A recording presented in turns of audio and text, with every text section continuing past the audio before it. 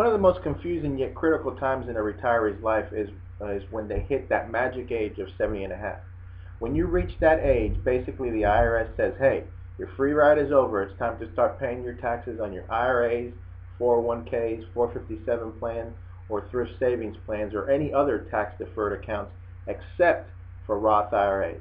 This is what's often called required minimum distribution, or RMD for short. Now, your first distribution is the most confusing because the way the rules read is that you don't have to make your first distribution until April 1st of the year after you turn 70 and a half, which leads to confusion because in general we don't really celebrate our half birthdays. But you are 70 and a half basically 6 months after you turn 70. Now, if you have a late birthday, you sometimes can cheat with your first distribution and extend that out some. So let's take a look at an example. If you turn 70 in January, you will be 70 and a half in July. So per definition, you're required to take your distribution by April 1st of the following year. Now, if you have a late birthday, say you have one in October, you will be 70 and a half in April of the following year. And by definition, you do not have to take your first distribution until April 1st of the year after you turn 70 and a half, which basically when you're 71. So you can actually wait an additional year. It's kind of confusing, but let's attach some dates to it so you understand.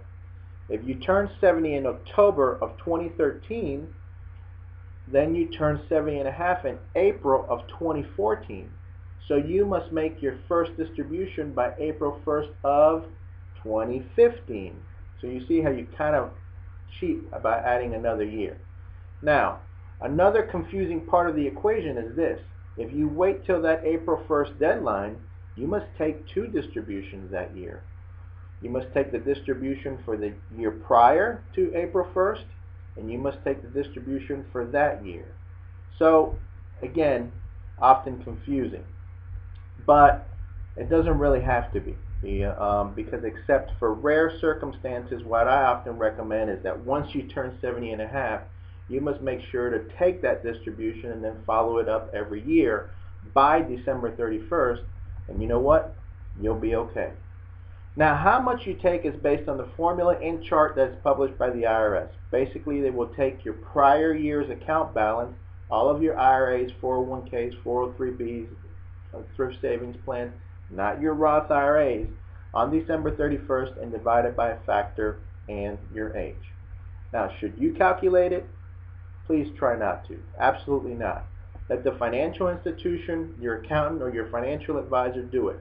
The penalty for not taking your distribution or for calculating it wrong and taking less than the amount that was required is 50% of the amount that was not withdrawn in time.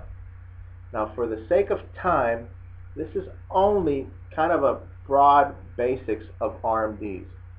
And quite often folks have a combination of different types of tax-deferred accounts, which can get really tricky, especially with 401ks in the mix. So make sure you turn to someone who really knows this and understands it before you try to do it yourself. I hope this helps, and I'll see you next time on Financial QB TV.